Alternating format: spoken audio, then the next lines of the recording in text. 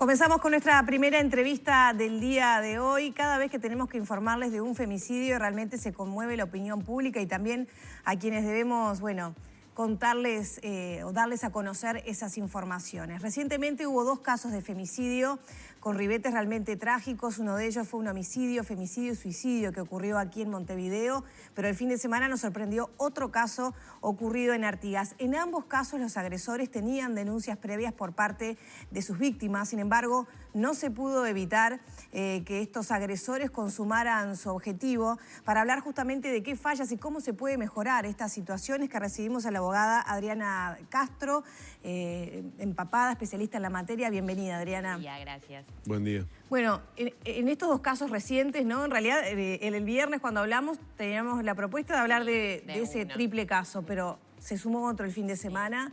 Y los 2, el denominador común es que los agresores habían sido denunciados. ¿Qué falla en el sistema que cuando una mujer denuncia no se puede evitar que el agresor acceda a quitarle la vida? Bueno, por un lado, yo creo que no hay recursos para la cantidad de denuncias que hay. Por otro lado, los plazos que establece la ley no se cumplen, ¿sí? Está establecido en la ley que la persona hace la denuncia, esa denuncia se comunica al juez que está de turno, el juez toma las medidas urgentes de protección y se debe celebrar una audiencia con esta nueva ley de femicidio en el plazo de 72 horas. En la ley anterior, la de violencia doméstica, eran 10 días, ahora con esta nueva ley el plazo es de 72 horas. Es imposible. Es imposible porque los jueces no se dan abasto, no tienen agenda, no hay recursos, o porque no están sensibilizados y bueno, y como igual es complicado... No, yo no creo que no estén civilizados. Yo lo que creo sí es que faltan recursos. Para el número de denuncias que hay, no existe la cantidad de juzgados, de turnos que tendrían que existir a mi criterio para poder abarcar y poder cumplir con esos plazos que establece la ley. Que además de esta audiencia que se debería celebrar en las 72 horas de realizada la denuncia que el juez toma conocimiento y adopta las medidas para proteger a la víctima, tendría que tomarse la audiencia en esas 72 horas con un informe previo del ETEC, que sería el ITF de violencia doméstica. Eso no ocurre. No ocurre. Eso no ocurre. No ocurre. En el caso de Miriam Sosa, el caso de Capra, tenía audiencia para el 24 de septiembre. O sea, no son ni 10 días ni 72 horas. No. Es más largo. Es más largo. Es más largo e incluso, por ejemplo, me consta que por casos particulares que tengo, que hay informes del ETEC, de este ITF, ¿no?, que funciona para violencia doméstica, que tienen más de 1 año y aún no están fijadas las fechas para hacer este estudio de situación entre los involucrados, ¿no? No se dan abasto para todos los casos. Y no, yo creo que faltan recursos, que se ha aumentado el número, y están las cifras, ¿no?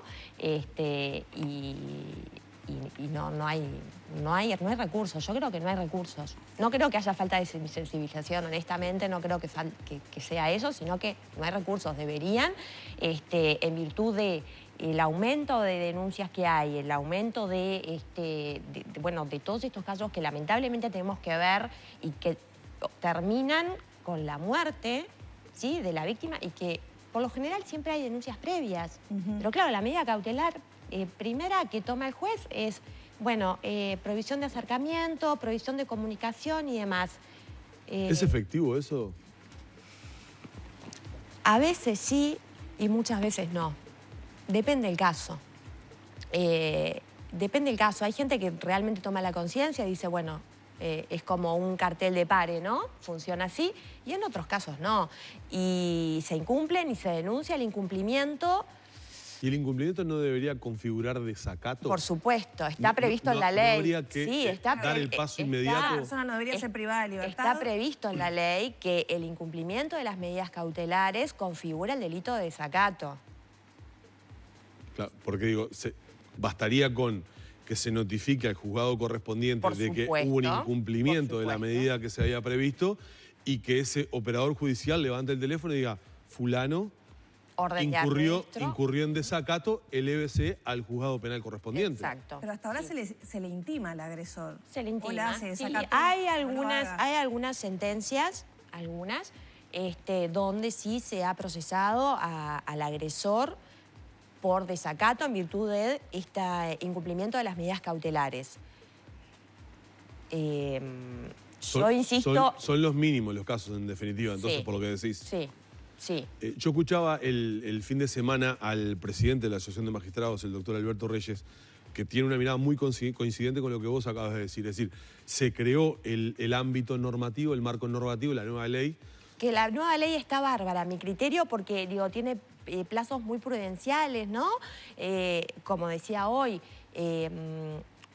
desde que el juez toma conocimiento debería convocarse una audiencia a las 72 horas. No es lo mismo para el agresor y hasta para la víctima poder tener esa oportunidad de esa audiencia y el juez poder evaluar con el informe del ETEC previo, pero bueno, la realidad es que pasan los meses y la audiencia se convoca para dentro de meses. Claro, y decía el doctor Reyes eso, que se generó la nueva ley, el nuevo marco normativo, pero que en definitiva los recursos siguieron siendo los mismos y la cantidad de casos ha ido en aumento. En las estadísticas del Ministerio del Interior, del Poder Judicial, así lo confirman, ha ido en aumento la cantidad de casos de violencia doméstica que se judicializan, porque tal vez antes existían estos casos, pero no tomaban ribetes a los operarios judiciales. Y lo que decía el doctor Reyes es eso, están desbordados los magistrados y también los operadores técnicos, que no alcanzan a los operadores técnicos porque son la misma cantidad prácticamente, más allá de que se crearon unidades especializadas en Montevideo. En el interior, prácticamente la situación es... Sí, pero bueno, acá en Montevideo hay 8 turnos, ¿no? Sí. Para la cantidad de denuncias que hay, la cantidad de casos que hay, no da abasto. No da abasto. ¿Y vos crees que esto se mejora incrementando la cantidad de operadores judiciales? Yo creo que sí, Para poder cumplir. La ley no se está cumpliendo, es la realidad. Los plazos que establece la ley no se cumplen por una cuestión de recursos. ¿Sí? Yo creo que si quisiéramos poder cumplir la ley tal cual está establecido con los plazos, con los requisitos, con este informe del ETEC previo a la audiencia y demás, sí, los recursos tendrían que aumentar considerablemente. Y es pararse solamente en la vereda de la calle Rondó, donde están los juzgados de familias, y ver la cantidad de gente que va por día a esos juzgados. Sí. Y que hay casos que son realmente graves y hay otros que de repente no son tan graves o que de repente también, hay que ver cada caso a caso, ¿no? Porque también pasa que por ahí se hacen denuncias para tratar de coartar de repente visitas, ¿sí? De los padres hacia los hijos. No todos los casos son iguales, ¿no? Estamos de acuerdo. Vemos de todo, pero también lo que quiero decir es que se utiliza a veces esta vía cuando no corresponde y bueno, y en definitiva se está aumentando... Termina deteriorando a los casos que realmente necesitan los recursos humanos puestos en ese tema.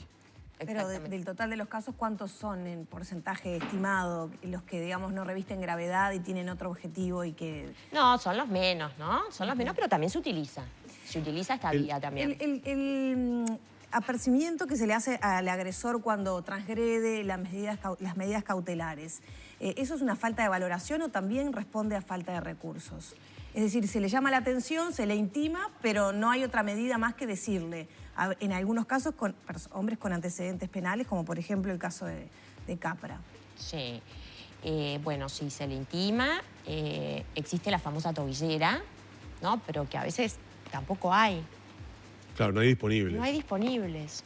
Entonces, es difícil, ¿no? Porque esta persona no debe haber sido procesado y privado de libertad. Esa persona, en virtud del incumplimiento, yo no conozco el caso pormenorizado, conozco lo que se dio a conocer en la prensa, no tuve acceso al expediente, por supuesto, pero en virtud de las denuncias por el incumplimiento de las medidas cautelares, sí tendría que haberse dado cuenta a la justicia penal y porque esa persona incurrió en un delito de desacato, ¿no? Lore estuvo trabajando en el caso del barrio Capra y logró un audio de la víctima que es revelador en cuanto a los detalles que cuenta, Sí. los pasos previos y las situaciones previas a su muerte. Allí, entre otras cosas, dice que los policías le pedían que llamara al agresor a la puerta de su casa para poder atraparlo in situ, digamos. De hecho, por estas horas se ha noticiado que el Ministerio del Interior ha comenzado una investigación interna para dilucidar esa situación. Como si vos fueras abogada de esta víctima, ¿qué lectura haces de esa señal policial? Bueno, a veces la actuación policial tampoco es muy colaborativa, a veces, con respecto al cumplimiento de esta ley, ¿no? De hecho, existen sentencias donde ha ocurrido la muerte de una mujer por el incumplimiento de las medidas y el actuar negligente, digamos, de la actividad policial, donde se condenó, bueno, ya estaba muerta la persona, ¿no? Yo entiendo que nada devuelve la vida, pero sí se condenó en virtud de esa mala actuación policial, porque recibían, sí, las denuncias de incumplimiento de las medidas cautelares, pero no daban cuenta a la justicia de esas denuncias de incumplimiento. Entonces, bueno, después hubo una acción civil de la familia hacia ese actuar negligente, digamos, y bueno, donde se los condenó. El Poder Judicial los condenó. Sí. Para que la gente sepa, si una mujer denuncia violencia, puede ir a cualquier seccional. Una mujer puede ir a cualquier seccional. Lo que ocurre a veces es que van a cualquier seccional y la seccional les dice, no, acá no. Vayan a la unidad especializada de violencia doméstica. Y lo que pasa en la realidad es que a veces depende también los recursos de la persona, ¿no? Hay gente que no tiene recursos para, ni recursos monetarios, ni recursos de repente como para poder moverse, ¿no? Ni de poder consultar de repente con un abogado y poder decir, bueno, ¿cómo me muevo acá? Entonces va a una seccional común y corriente y le dicen, no, acá la denuncia no la tomo. Tiene que ir a una unidad especializada en violencia doméstica, con lo que genera, aparte con lo que genera tener que ir a denunciar eso, ¿no? Digo, no es fácil para la seccional tiene la obligación de dar cuenta al juzgado especializado. De tomarla, por lo menos tomarle la denuncia, claro que sí. Sí. Y dar cuenta al juzgado de familia especializada y bueno, y allí tomar las medidas cautelares si el juez entiende que esta persona está con el riesgo de que sus derechos están siendo vulnerados, ¿no? Con estos retrasos de esta oficina de evaluación de riesgo de los casos, ¿los jueces igual tienen elementos para evaluar adecuadamente en qué riesgo o qué grado de riesgo está viviendo esa mujer? Y con el retraso que hay del informe pericial, sobre todo, a veces uno va a la audiencia y bueno, y es la palabra de uno y la declaración del otro, ¿no? Depende también cada caso en particular. Hay veces que, por ejemplo, constan audios, mensajes de texto y demás, y yo creo que ahí... Son elementos probatorios suficientes. Son muy claro, por supuesto. Sí, sin duda, son más que suficientes. Y si en el caso puntual que estamos hablando de esta persona que tenía estos audios y demás, con esos audios, digo, si va a una... de inmediato. Por supuesto, sí, por supuesto, sí. Estábamos noticiando el fin de semana de esta situación en Artigas también, donde, bueno, existían denuncias previas. Y de hecho, yo escuchaba el testimonio de la hija de la víctima, donde la joven de Artigas relataba que a su madre se le había ofrecido la posibilidad de la custodia. Es una medida de garantía que se proporciona a veces a las víctimas, sí. Y que ella, en definitiva, lo rechazó porque... Lo decía así con estas palabras, la hija no quería estar presa ella, que el que tenía que estar custodiado era el hombre. ¿Vos qué pensás con este debate que se ha instalado en cuanto a quién debe tener la custodia policial si es la víctima o el victimario? Yo creo que mientras sea efectivo y le dé seguridad a la víctima, no me parece que sea uno u otro, ¿no? He tenido casos donde las mujeres sí han tenido esta custodia policial, pero claro, se sienten... Es la sensación que tienen con respecto, bueno, es como que yo, que soy la víctima, tengo que estar con un custodio todo el tiempo. Claro, decía Teresa Le cuento Herrera, a todo el mundo que estoy en este proceso porque todos me ven. pero además el fin de semana lo relataba Teresa Herrera, la representante de la red de violencia contra la mujer, que muchas veces hasta las propias mujeres que están con custodia policial tienen problemas en sus trabajos porque de buenas a primera cae la Hubo un trabajadora caso de de una mujer siempre. despedida que después... Varios casos han existido. Sí. Pero recientemente hubo un caso. Después Cae no. la persona con custodia policial a su trabajo y con un policía, y Sí. depende de qué tipo de trabajo sea, por ejemplo, un trabajo con atención al público. Es muy violenta la tener situación, una claro. situación violenta de tener un policía parado ahí todo el tiempo. Niños que también se le dan cautelares a la mujer. Sí. Y a los niños, y niños que tienen que ir a escolarizarse con un policía en la puerta de la escuela, ¿no? Sí. No es fácil decir, No. se soluciona con un policía parado allí, ¿no? No para nada, porque psicológicamente afecta demasiado a la víctima eso, ¿no? Que tenga que andar con, bueno, con un policía todo el tiempo atrás de ella.